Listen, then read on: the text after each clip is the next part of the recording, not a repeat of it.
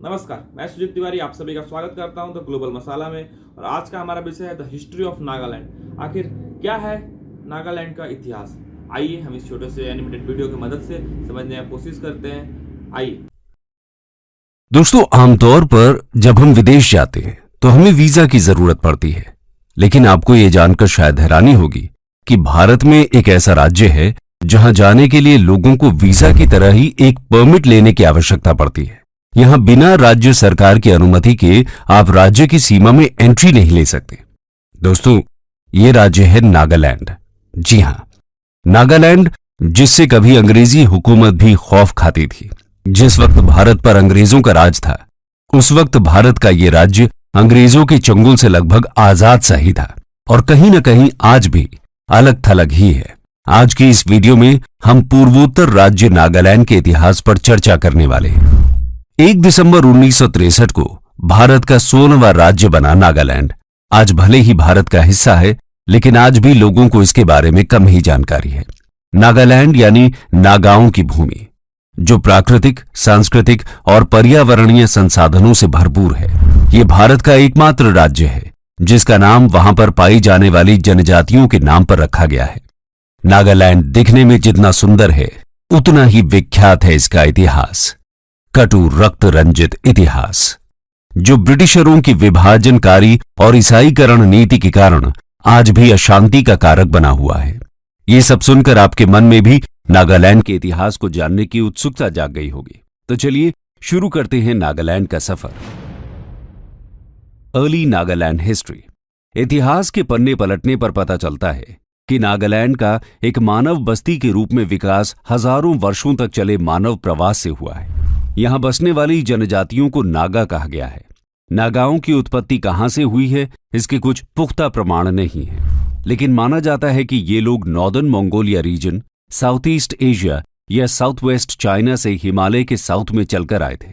भाषाई एविडेंस के आधार पर यह माना जाता है कि नागाओं की उत्पत्ति उत्तर पश्चिमी चीन में येलो और यांगसी नदियों के बीच के क्षेत्र में हुई थी। उनकी मूल बस्तियां बर्मा में इरावदी और चिंदविन नदियों के आसपास थी। नागा ट्राइब्स होमोजीनियस नहीं थे। वो कई तरह की भाषाएं बोलते थे और कई अलग अलग रीति रिवाज और सोशल स्ट्रक्चर्स को फॉलो करते थे। जैसे जैसे समय बीतता गया, वे बर्मा में अपनी शुरुआती बस्तियों से असम, कछार पहाड़ियों और नागा हिल्स यानी आज के नागालैंड की ओर आकर बसने लगे। 1228 से लेकर ब्रिटिश विलय तक इस क्षेत्र पर अहोम साम्राज्य का शासन था, लेकिन नागा जनजाति के लोग काफी हद तक स्वतंत्र जीवन ही जीते थे, यानी इन पर अहोम शासकों का पूरी तरह नियंत्रण स्थापित नहीं हो पाया था। अहोम राजाओं ने कितनी ही बार नागा क्षेत्र पर नियंत्रण स्थापित करने की कोशिश की, लेकिन वो कभी इस मकसद में कामयाब नहीं हो पाए। बहरहाल, नागालैंड के इतिहास की जानकारी ब्रिटिश आगमन के बाद ही बेहतर प्राप्त होती है। तो आइए जानते हैं ब्रिटिश शासन के दौरान नागालैंड कैसा था। Nagaland during the colonial period. जैसा कि हम जानते हैं कि 19वीं शताब्दी आते आते अंग्रेजों ने भारत के अधिकतर इलाकों पर कब्जा कर लिया था। अब वो नागा पहाड़ियों सहित पूरे पूर्वोत्तर भारत पर अपनी नजरें गड़ाए हुए थे, लेकिन पूर्वोत्तर राज्यों पर कब्जा कर पाना अंग्रेजों के लिए एक टेढ़ी खीर थी। इसमें मौजूदा नागालैंड भी शामिल था। अंग्रेजी हुकूमत ने जब नागा इलाकों में बढ़ने की कोशिश की तो नागा समुदाय ने इसका जबरदस्त विरोध किया। नागा हिल्स पर करीब 50 से ज्यादा कबीले निवास करते थे, जो अपनी बहादुरी और निडरता के लिए पहचाने जाते थे। साथ ही वो लोग गोरिल्ला युद्ध में भी माहिर थे। ये लोग अंग्रेजों के लिए एक कड़ी चुनौती थे। नागा समाज में अपने दुश्मनों के सिर काटने की भी एक अजीब परंपरा थी और यही परंपरा अंग्रेजों के रोंगटे खड़े कर देती थी। अंग्रेजों के अलावा पूर्वोत्तर भारत के इस क्षेत्र पर बर्मा की भी नजर थी। वो भी यहां कब्जा करना चाहता था। इसी मंसूबे को पूरा करने के लिए 1816 में बर्मा के बर्मन वंश ने असम पर आक्रमण किया और इसके परिणाम स्वरूप 1819 ईस्वी में दमनकारी बर्मन शासन की नींव रखी गई। असम के साथ नागालैंड भी म्यांमार के प्रत्यक्ष शासन के अधीन आ गया था, जिसके बाद 1824 से लेकर 1826 तक अंग्रेजों और बर्मन वंश के बीच युद्ध चला, जिसमें अंग्रेजों की जीत हुई और दोनों के बीच यंदाबो की संधि हुई, जिसके बाद अंग्रेजों ने असम को ब्रिटिश भारत का हिस्सा बना लिया। उन्होंने आधुनिक नागालैंड पर भी अपने अधिकार क्षेत्र का तेजी से विस्तार किया। इसी के तहत 1832 में यूरोपीय कैप्टन जेनकिंस और पेम्बरटन ने पहली बार नागा पहाड़ियों में प्रवेश किया और इसी के साथ ये पहले ब्रिटिशर्स बने जिन्होंने नागालैंड की पहाड़ियों में प्रवेश किया था। ये अपने 100 सैनिकों के साथ नागा इलाके में पहुंचे। ये सैनिक नागा बस्तियों से असम और असम को मणिपुर से जोड़ने के लिए रास्ता बनाना चाहते थे, लेकिन नागा समुदाय ने उनकी कोई भी बात नहीं मानी और आखिरकार उन्हें वापस जाना पड़ा। दरअसल ब्रिटिश सरकार नागा इलाकों में मौजूद चाय के बागानों से पैसा कमाना चाहती थी। यही वजह थी कि अंग्रेज नागा इलाकों में कब्जा करने का प्रयास कर रहे थे। हालांकि अंग्रेजों ने कई जगहों पर व्यापारिक चौकियां भी बनाई, जिसे अक्सर नागा जनजाति के लोगों द्वारा छापा मारकर नष्ट कर दिया जाता था। इन छापों पर अंकुश लगाने के लिए ब्रिटिश सैनिकों ने 1839 और 1850 के बीच लगभग 10 सैन्य अभियान चलाए, लेकिन नागा हमेशा अंग्रेजों को खदेड़ देते थे। यहां तक कि कई बार नागाओं ने अंग्रेजी सिपाहियों की हत्या तक कर दी थी, जिसके बाद अंग्रेजों में नागाओं का खौफ काफी बढ़ गया था। इसके बाद अंग्रेजों ने नागा समूह के साथ डायरेक्ट युद्ध न करने की नीति अपनाई और नागालैंड के इलाकों से अपनी चौकियां भी हटा ली। हालांकि इसके बाद भी 1851 और 1865 तक नागा समूह और अंग्रेजों के बीच टकराव जारी रहा। दोनों ओर से ही हमले प्रति हमले का सिलसिला चलता रहा। इसके बाद अंग्रेजों ने 1866 में अपनी पहले की नीति की समीक्षा करते हुए एक नया जिला बनाने का फैसला किया, जिसका मुख्यालय समागुटिंग में यानी आज के चुमुकेदीमा में बनाया गया। समागुटिंग में ब्रिटिश पोस्ट की स्थापना ब्रिटिश नागा संबंधों के इतिहास में एक मील का पत्थर साबित हुई। ये नागाओं को प्रभावी ढंग से नियंत्रित करने के लिए सरकार के दृढ़ संकल्प को दर्शाता था। इसका लक्ष्य इंटर एथनिक वॉर और संपत्ति और कर्मियों पर जनजातीय छापों को समाप्त करना था। 1869 में कैप्टन बटलर को नागालैंड हिल्स में ब्रिटिश उपस्थिति को मजबूत करने के लिए नियुक्त किया गया था।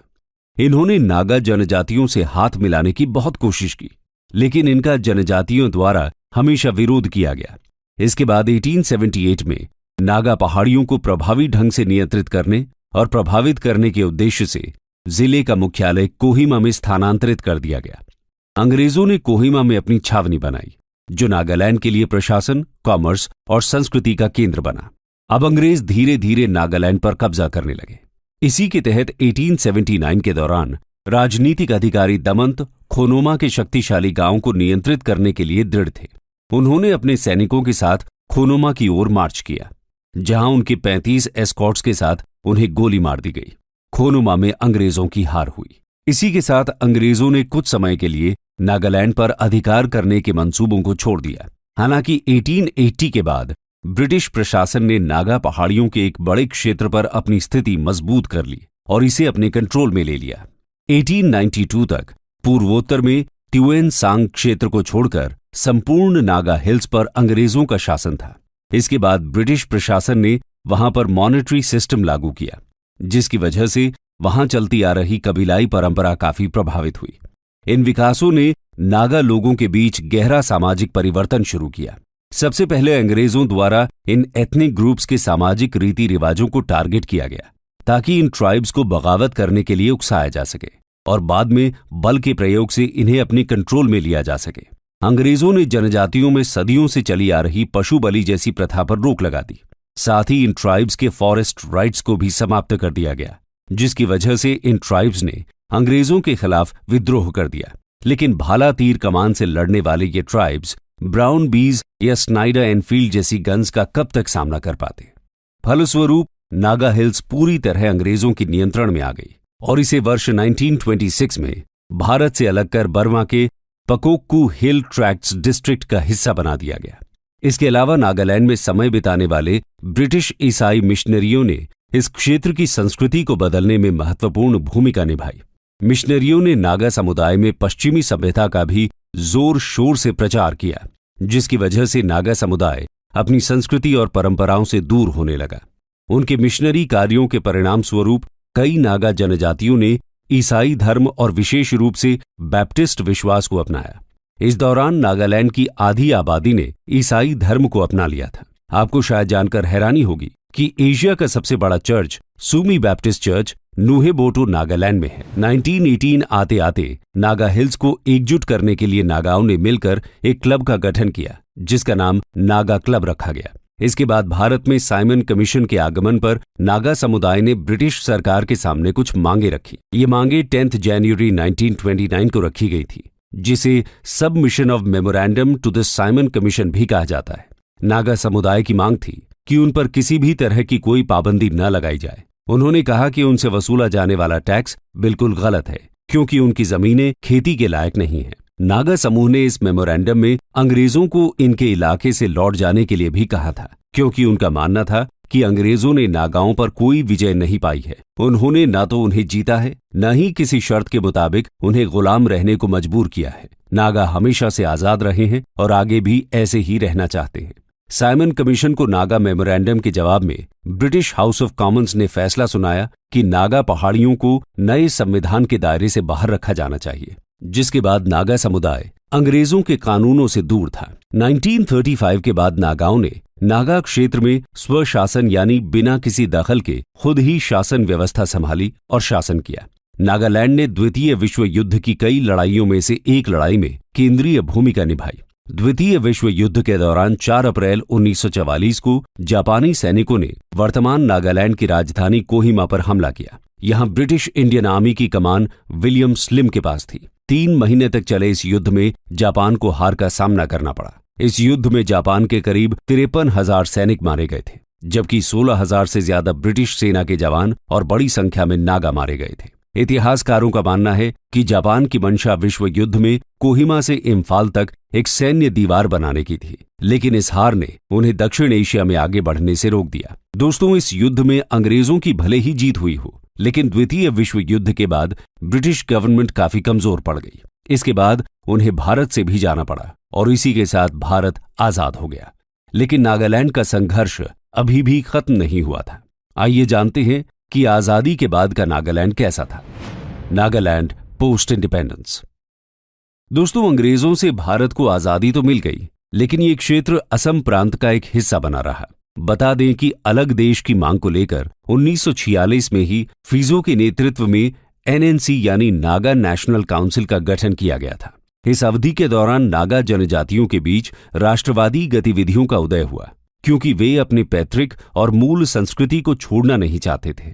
नागा हिल्स में कुछ ऐसे ग्रुप भी थे जो नागा हिल्स को एक स्वायत्त राज्य रखना चाहते थे। इसके लिए उन्होंने राजनीतिक संघ बनाया।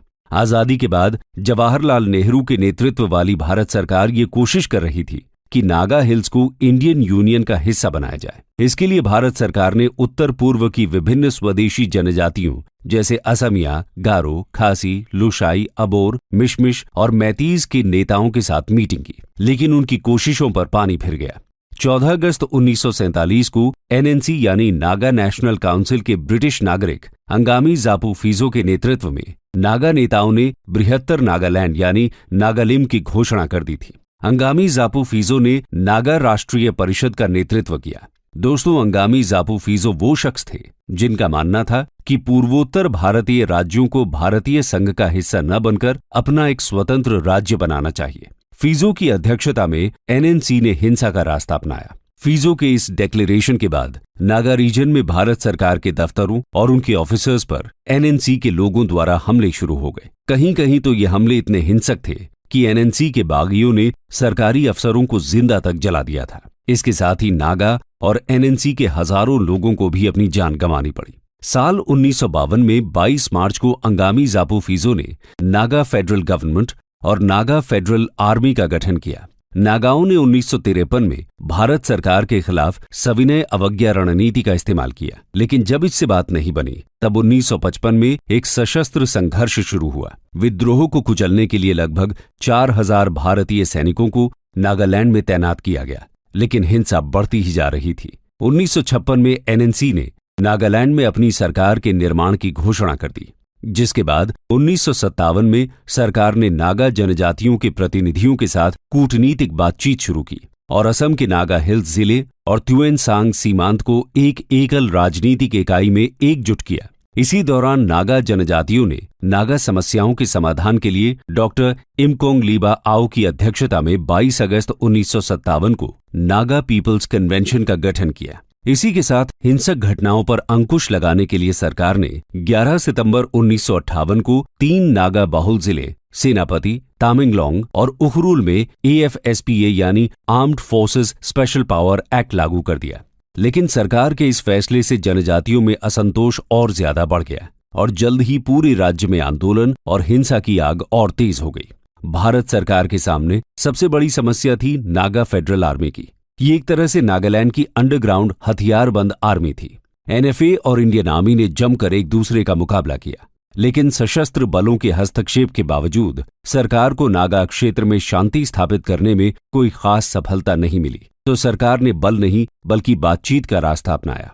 तत्कालीन प्रधानमंत्री पंडित जवाहरलाल नेहरू ने शांति समझौते की बात रखी, जिसके बाद नागा पीपल्स कन्वेंशन ने राज्य के दर्जे की मांग की।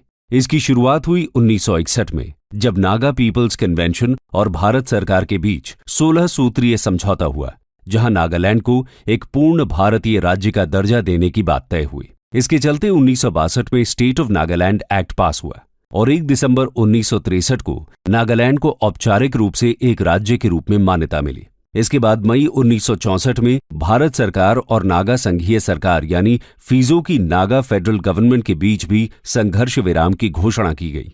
लेकिन ये शांति कुछ समय तक ही रह पाई। सितंबर 1972 में मुख्यमंत्री की हत्या करने का प्रयास किया गया, जिसके बाद भारत सरकार द्वारा NNC पर प्रतिबंध लगा दिया गया और संघर्ष विराम टूट गया। नवंबर 1975 में भारत सरकार और नागालैंड संघीय सरकार द्वारा शिलोंग समझौते पर हस्ताक्षर किए जाने तक ये हिंसा जारी रही। हालांकि थुइंगलैंग मोइवा के नेतृत्व में लगभग 140 मेंबर्स के एक ग्रुप ने शिलोंग समझौते को मानने से इनकार कर दिया और 1980 में national socialist council of Nagaland NSCN का गठन किया। इसमें इसैक चीसी स्वू, थुइनालेंग मोइवा और SS खापलांग प्रमुख नेता हुए। इस संगठन का उद्देश्य माओ त्से तुंग की विचारधारा के आधार पर एक ग्रेटर नागालैंड यानी नागालिम या पीपल्स रिपब्लिक ऑफ नागालैंड स्थापित करना है। इसका घोषणा पत्र आर्थिक विकास के लिए समाजवाद के सिद्धांत और आध्यात्मिक दृष्टिकोण नागालैंड फॉर क्राइस्ट पर आधारित है। हालांकि इस दौरान अधिकांश विद्रोहों को दबा दिया गया था।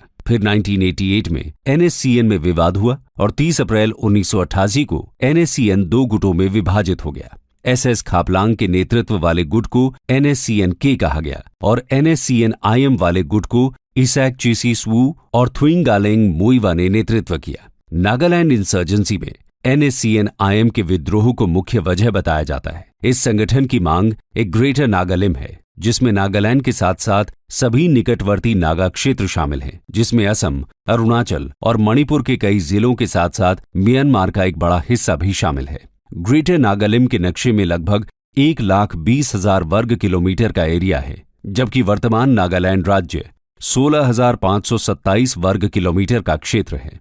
1990 के दशक के अंत में हिंसा फिर से भड़क उठी, जिससे विद्रोही समूह के गुटों के बीच संघर्ष पैदा हो गया। National socialist council of Nagaland NSCN-IM ने 1997 में सरकार के साथ एक युद्ध विराम समझौते पर हस्ताक्षर किए। इसके अनुसार सरकार NSCN के खिलाफ उग्रवाद विरोधी अभियानों के लिए दबाव नहीं डालेगी, जबकि विद्रोही सशस्त्र बलों को निशाना नहीं बनाएंगे। दोनों पक्ष केंद्र और उग्रवादी समूह 25 वर्षों से युद्ध विराम जारी रखे हुए हैं, लेकिन अभी तक कोई स्थायी समाधान नहीं निकल पाया है।